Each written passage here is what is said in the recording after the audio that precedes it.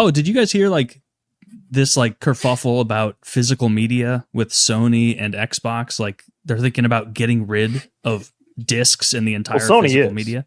Yeah, Sony confirmed it. Stopping. I don't think Xbox is though. I thought they might be close behind. What do you think about that? Seems like a bad thing. I hate that. And not only that, the next Xbox isn't supposed to have a disc drive. And one of my favorite things about my Xbox Series X is it's a Blu-ray player. Like I use it as a Blu-ray player on top of an Xbox, you know? So that's super lame. Yep. And it's all because of these AI data centers. It all goes back to that, making the components so expensive and making the consoles so expensive. You know, we've seen what the Steam Deck costs, you know, well over $1,000. We're seeing that with GTA, it's going to be locked at 30 frames per second on console. Yeah. Unless you get the PS confirmed, unless you get the PlayStation 5 maybe Pro. 40 or something. Yeah. If you get the PlayStation 5 Pro, it'll do 60 frames, but it's not rendering all the pixels. That doesn't account for like the massive city that it has to animate. So that's bullshit and a half as well. It's pretty concerning. We're taking steps backwards. To add to that, I read one of the challenges with GTA is that like it takes place on like land, sea, and air. And that means that you can't just like ignore as much of the universe as most games can. You know, I play Rainbow. There's nothing going on outside that room. But in GTA, there's freaking planes that matter to you, and it needs to get it right all the time. Yep. Yeah, it's terrible. Data center related, not just like Sony looking for a quick way to, you know, reduce their cost. Maybe.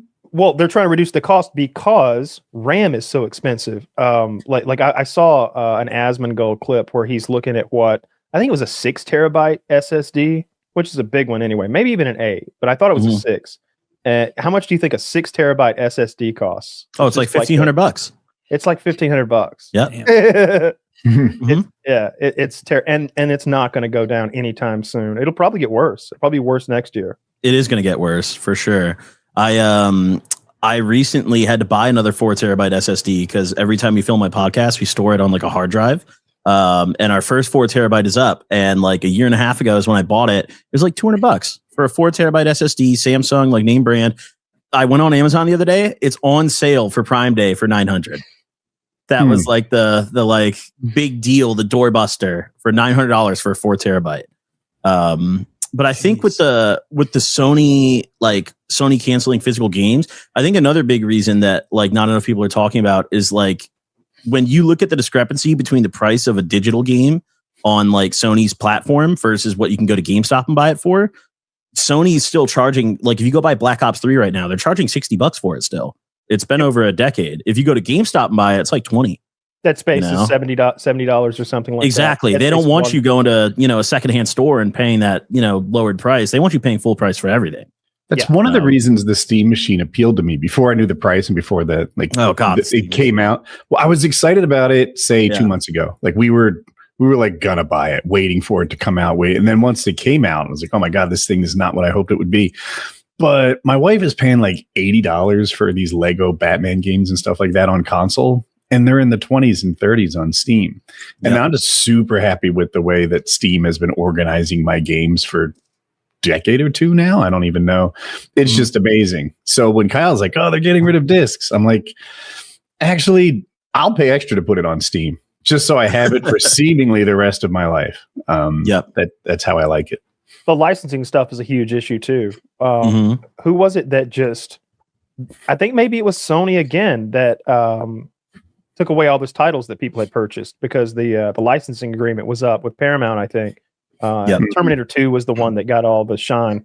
They were like, all these people bought these movies, quote unquote, and now they're like, yeah, we technically don't own the thing we sold you anymore, so neither do you.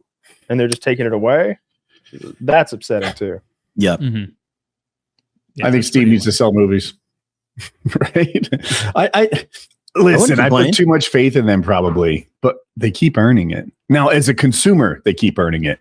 If I made a video game and Steam got like 30% of my profit, if Steam get 30% of Grand Theft Auto, they spent $1 billion making it and Steam like has the download place.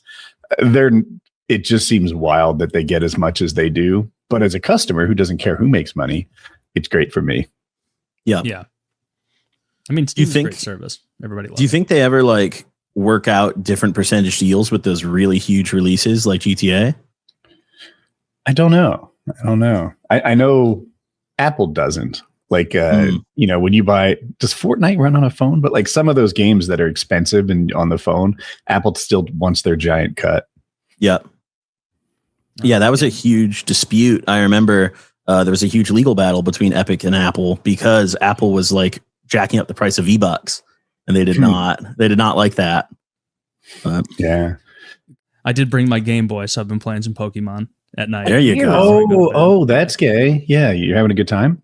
What year is it? Pokemon Game rocks. Boy? You guys are the ones who don't get it. Goblin gets it. No, I get it. Yeah, I have a Game Boy. You got your Sega Saturn with I'm you not too? feeling corrected.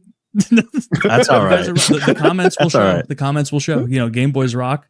I have a. Actually, no. This is a Switch. I'm playing one of the newer ones. And so my wife plays the Switch. All right. Does she play Pokemon? No, I could ask her game. It was something my daughter recommended to her. Oh, well, that's the only game I play on Nintendo. Last time you told me you played CS:GO pretty well. Yes, I still play that. Do you play Rainbow Six at all? I used to play a lot of Siege. I don't play anymore. When I was a kid, I loved Vegas too. Okay, I just got into Siege, and I was hoping you were a player. Siege I suck. I have 100 hours, and that game is very difficult to learn. Yep, because you just get your head blown off in like 1 millisecond from a hole in the wall that you can't see. Yes. Yeah. So you have to be aware of where holes might be as you like jump through windows, and every death is a learning experience. But I think I need another million of those, and I also like I want to be the guy that pokes the hole, but that seems kind of rare. I had a game today. I played well, right? Not super well. I went 5-1, right? Which I do every once in a while, but it's a special moment for me. And not only did I win the game, not only did I clutch a round, but the best player who led the game sent me a friend request. I made my first rainbow friend, and I'm hoping that he can help me get better because I need help. It happened today, and I even told my wife. She's like, "You made a friend. That's so nice." And it was a huge win for me. Chris with a Z. Thanks, bro. I'll hit you up. I used to play a lot of Siege, but I feel like nowadays there's too many operators. Like I don't know who to play or what the meta is anymore, and I'm like overwhelmed by it. Me too. Yeah. So if people don't know, there's about 80 different operators or heroes you could play, and smarter players than me will look at like what the enemy team's bringing and rock, paper, scissors it. Like, oh, they're bringing a thermite, so we need to make sure we've got a guy who can electrify the walls so he can't bust through.